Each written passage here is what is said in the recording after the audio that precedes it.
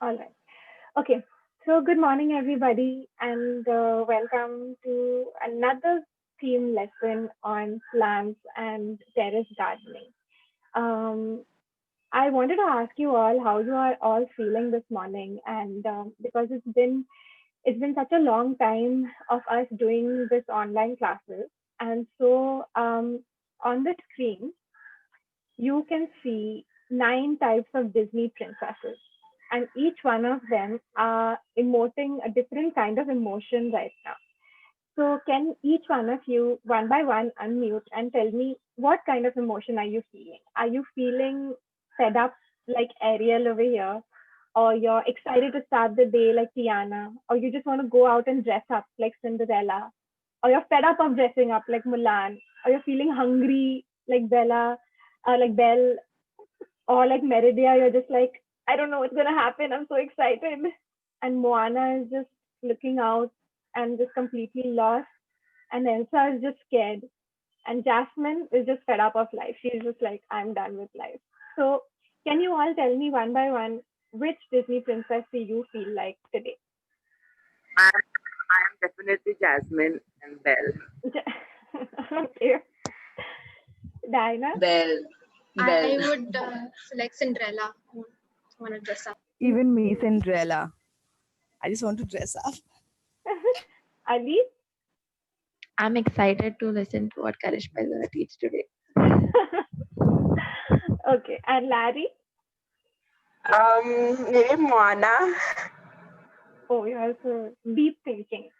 Okay, so our emotions are really important. We oftentimes don't pay attention to what we are feeling, but staying true to what we are feeling is one of the best ways that you can keep mentally and emotionally fit. So, when you think of a healthy lifestyle or staying physically fit, what are the first things that come to your mind? If I say that I want to get into physical shape now and I want to be physically fit, what is the first thing that comes to your mind? Exercise. Balance. Eat Exactly. Eating Balance. healthy food.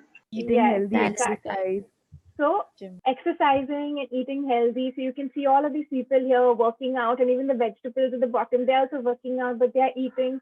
And so this is everyone knows, right? To get physically fit, you need to eat healthy, you have to exercise. But what about when you want to get mentally healthy? We are currently in lockdown for so long. So many people haven't met each other. And just yesterday, I was talking to somebody who's really going through a lot, and he was telling me that I don't know how to handle all of these emotions in my head. So I want to ask you, if a friend came to you and told you that I have all of these feelings, I'm so sad, I'm so scared, I'm so anxious, what would you tell them? How would you help tell them and tell them that you can, how would you help them? Maybe telling them to do what they love, like not out of pressure or something that is forced, but what their heart Hmm. says. Yeah, Do exactly. something to Very. relax or unwind. Yeah, yeah, yeah. I Anything could else? ask talk to them. I could ask them to talk to me, but if I don't have the mental capacity, then I would tell them to you can write down your feelings and try to understand them Hmm. or some anything. That's it. Perfect. So you girls are all a very empathetic bunch. And one of the greatest ways that we can work on our mental health is through caring of plants. Now, that may surprise a lot of you, and even it surprised me when I first heard it. So I did a little more research, and let's hear what some scientists have to say about how taking care of plants is related to our mental health.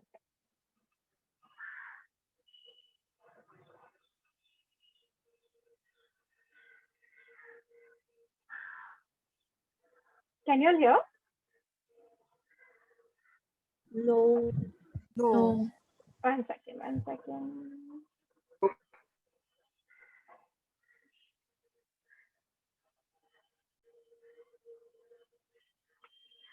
But when there's no time to get outdoors, Laura Heath suggests bring the outside in. Indoor plants have a lot of benefits too. Researchers at Texas A&M University recently found plant life reduces stress and increases a person's mood, productivity, intellect, and creativity. It can also improve memory retention and decrease symptoms of dementia.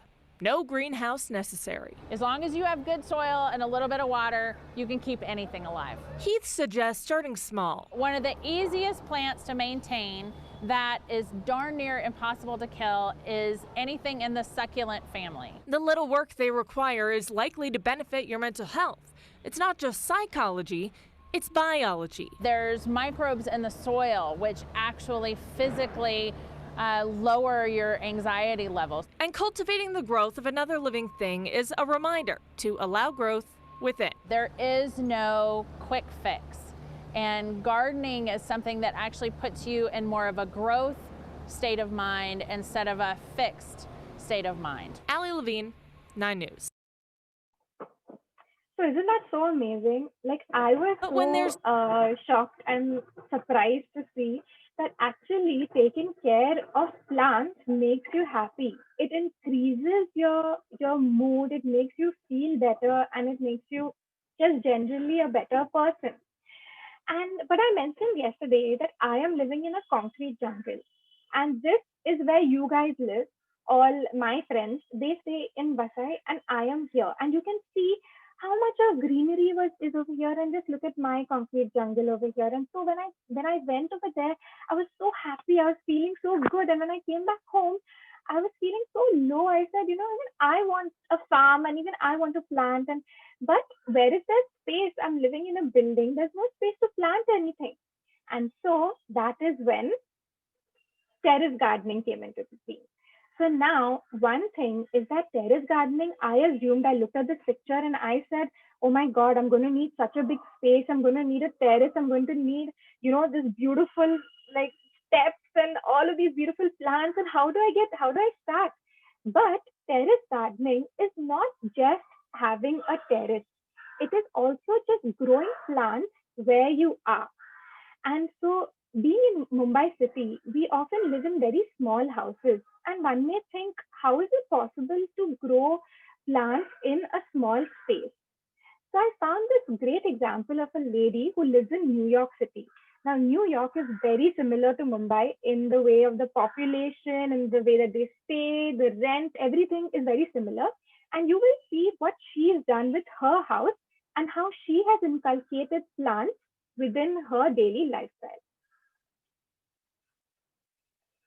This is Summer, an environmentalist, model and author who has over 500 plants in her Brooklyn apartment. So when people come into the house, I like this element of feeling like they're walking through a forest. My friends would always get like whacked in the face with a branch, but I was like, that's the point, you're like walking through the forest. Over the past 6 years, she has amassed a staggering collection of indoor plants.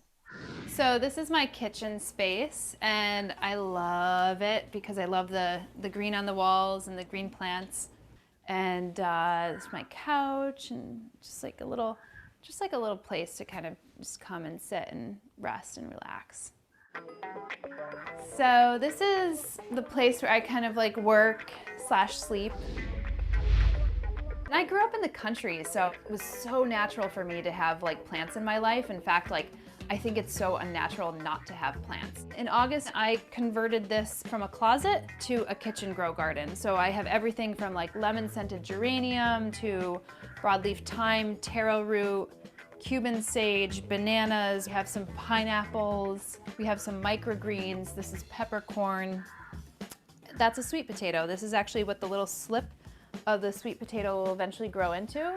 And you can actually even see the sweet potato starting to pop out. And Summer plans to carry on expanding her plant empire into the future. So how I would like to carry this on in the future would probably be getting a plot of land in the community garden, continuing gardening, and inspiring others to get their garden on. I mean, I think the new cat lady is the plant lady. I'm gonna be that crazy plant lady when I get older. I'm already the crazy plant lady. So I'm not here to tell y'all to grow a jungle in your house or to become a crazy plant lady, which I feel sometimes I am becoming as well. But imagine her mental well-being, staying in a house like that, her oxygen levels must be really high and her anxiety levels must be really low because she is focusing so much of her time and energy on taking care of these plants around her house. And doesn't she look like such a happy person? Like she was laughing and giggling so much. And so I was really inspired by it as well. And so, reading up on all the mental health benefits of plants during this lockdown, I thought I'd also take up caring for them as well. And so, I started off by buying these 6 succulents. Now, in the first video, you heard that lady saying that, buying succulents and taking care of succulents is very, very easy.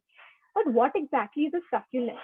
Everybody hears the word succulent when you think of meat, like, the chicken piece is so succulent. And what does that mean? It means it's very juicy and very tender. And if you look at these plants over here, each one are filled with water.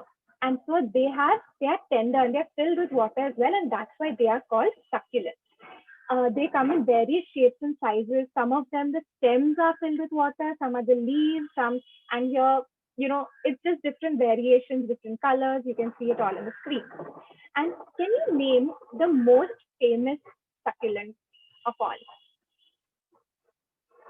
Aloe? Cactus. Yeah, aloe also, but cactus is, as soon as you think of succulent, you think of the cactus. And here is my baby cactus that I thought of. And so, this lady said, oh, you don't have to take care, just water a little bit and correct soil and whatever. But sadly, in some time, 4 of my 6 succulents died. And so at that point, I'm thinking, I'm putting all my mental effort into looking after these plants and they're still dying. So what should I do? But all research still says, keep taking care of your plants. Keep taking care of plants and they will help you. And so I went ahead and I bought 3 more. I bought 3 more and I was such a happy girl. And then one died again. But I bought this new one, a new baby one began to form as well. And the great thing about succulents is that you can propagate them. Now, I don't know whether you all know what propagation means. So propagation means you take a leaf like this, you take a leaf from a plant, and from this you grow another plant, which sounds so phenomenal. And so let's watch a quick video on how we can do this. The soil propagation is definitely the easier one. Choose the succulent you want to propagate and carefully pluck its mature healthy leaves. Just twist and pull it. Keep these leaves on any kind of soil surface, but do not water immediately. You can water after 3 to 4 days. It will take about 2 to 4 weeks for these leaves to develop roots and pups. For the water propagation, follow the same method of plucking the leaves and fill in tap water in a glass up till its brim, keeping a centimeter of it empty, and cover it with a plastic. Secure it with an elastic, thread or sellotape and make some holes for inserting the leaves.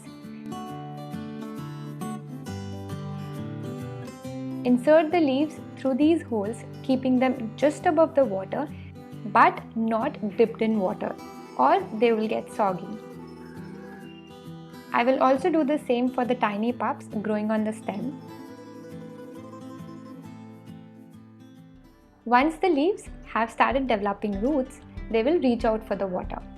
A few leaves might actually shrivel and die, but that is totally okay. The humid microclimate developed in this class makes propagation much faster compared to soil method. Now, once the roots have come out, you can plant the leaves in succulent soil. Even if the pups haven't developed, but there are roots, you can still plant them in succulent soil. I have done a detailed video on how to prepare succulent soil. A link is going to be on the top right of the video. And so you can see you don't always need to buy new plants for your gardening. What plants you already have, you can use it to grow new plants. And so watching this, I got so inspired and I said, chalo, even I am going to start propagating my succulents. And this is what happened. This was my first week. This was a couple of days later, and this is this morning. they sadly have all died out, and I can't see any roots forming, and I can't see anything happening. And once again, I feel like, again, I spend so much time and effort into doing this. I put, it's supposed to help with my mental health, but what is the point of it? But I realized through this whole process, I learned so much patience. I learned that I can still hope. Every morning I would get up and I would look at the plant and I would be like, is there something new growing? What else is happening? Talk to the plants and feel better. And my love for the plants really grew a lot during this time as well. And so, if you want to learn if you want to start out on your journey, this is what I did. I just Googled easy plants to grow indoors in Mumbai, and there were so many options that came up, and you can now even order plants online. And so, but once you order them, try to propagate them in your own house and see so that you don't have to spend any more money at all as well. And so, just to recap, the whole point of this was to ensure that you take care of your mental health as well. Having a terrace garden is not just about looking your terrace looking good or helping the environment, which it does. It is so beneficial, but it's also about helping you as well. And so my recap questions are not ones that I want you to answer right now. I want you to work on this yourself. How are you going to make time for yourself this week? Which plant will you adopt to help you on your journey? And before buying new plants, try propagating your old ones and let's see how it works out and whether your results are better than mine. And the last thing is that one of the ways in which you can see how you can track your own emotions is plant a seed. And as the plant grows, you have a journal of your own and you try and see how your mental health is as the plant is growing. And statistics say, in all probability, your mental health will be way better when the plant has grown and as compared to when you first planted it. And so terrace gardening, like I said, is not just about making it look good, but it's also about making you feel good. And I hope that you'll take that from my class today. Thank you.